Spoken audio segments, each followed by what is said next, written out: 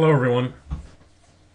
And this week we're going to talk a little about intergroup conflict. And I thought it appropriate. I had it buried somewhere, an old presentation that talked about managing conflict with the strategies.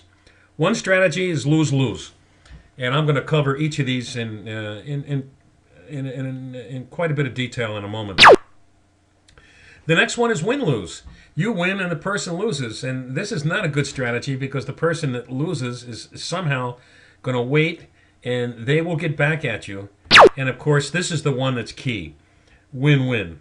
This is the strategy that when you have conflict between two groups, or in this case, two people, it should always be looking for common ground. And one of the best ways of really addressing conflict is to try to focus on what they call the superordinate goal.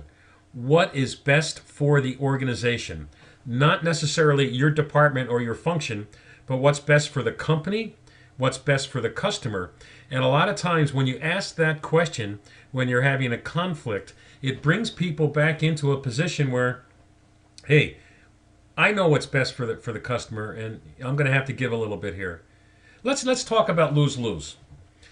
And lose lose. It says what are the consequences of lose lose? Well, let's jump in here. Everyone loses. There are no winners. And certainly from a management standpoint, you can damage your career, you can lose credibility in the eyes of your manager. If in fact you cannot deal with conflict effectively and manage it effectively, at some point in time, your manager is going to look at you and say, hey, do I have the right person in here? I hired this person to be a manager, managing the operation, and part of that is to deal with conflict and effectively resolve conflict. So when you abdicate to your manager, when a team says, okay, wait a minute, we can't reach an agreement here, let's buck it up topside, and lets the manager, the team loses, and an individual, you lose. Your task is to be able to manage effectively the conflicts that you're going to be challenged with during the course of the day.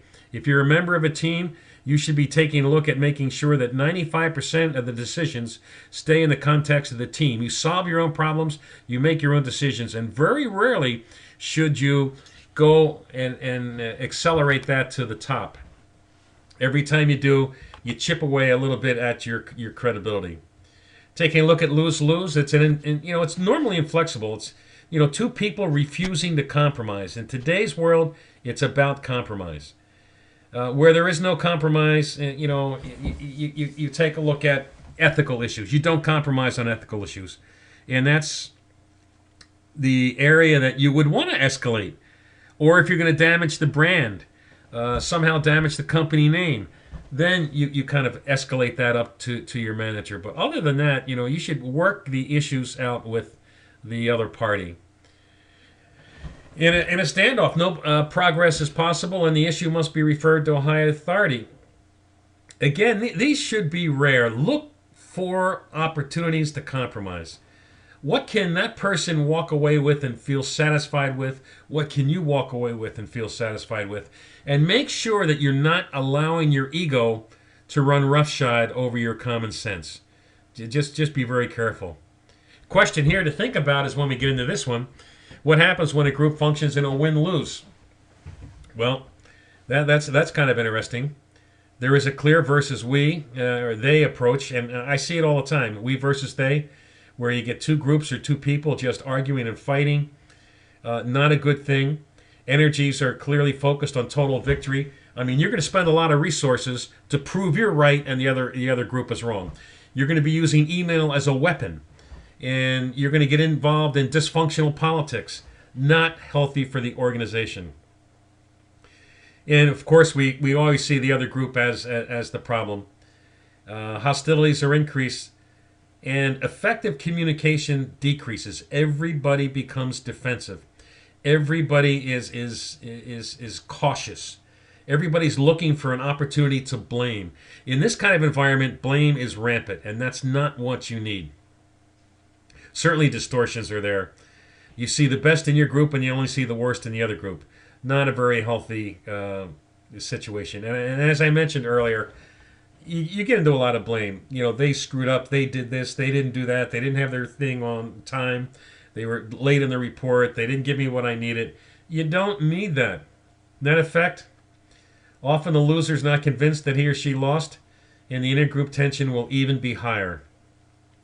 And a little thing here at the bottom, remember someday there will be payback. And I know people that had lost, and the winners, they were sticking out their chest like, hey, this is the great thing.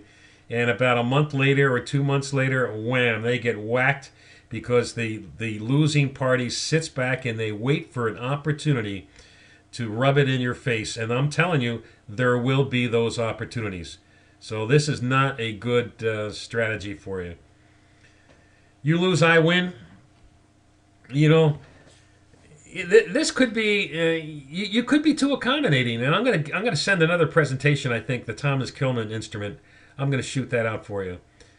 Yeah, you can give up on small issues. You can't go to the mat. The old wrestling term. You can't go to the mat on every issue. You've got to pick and carefully choose the areas that you want to get serious about. And there are some issues that are just not worth fighting about. Give it up. You don't have to win everything. Take a look at the big things that are important to you. The little things, let them go. Don't worry about it. You win, I lose. You make use of leverage. The other person accepts your position.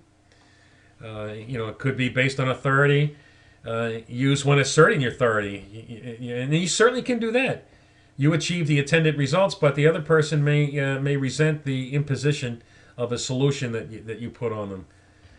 So it's not about you winning and the other person losing, or you winning and I losing. It's about, again, is the company going to win? Is the department going to win? Is the customer going to win? Those are the important things. And of course, here's the strategy that I would really like you to work on, and this is win-win.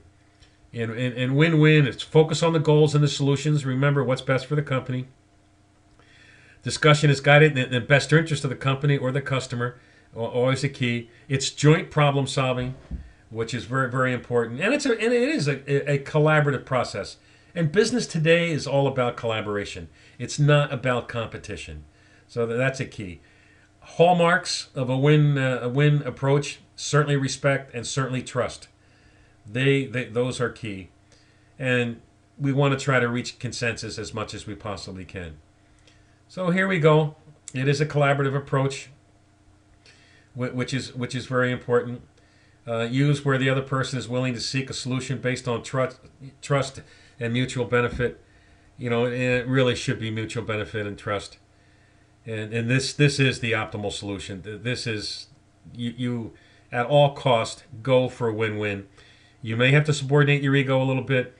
You may have to channel back your personality if you happen to be a fairly extroverted person, but try to exercise a good measure of collaboration.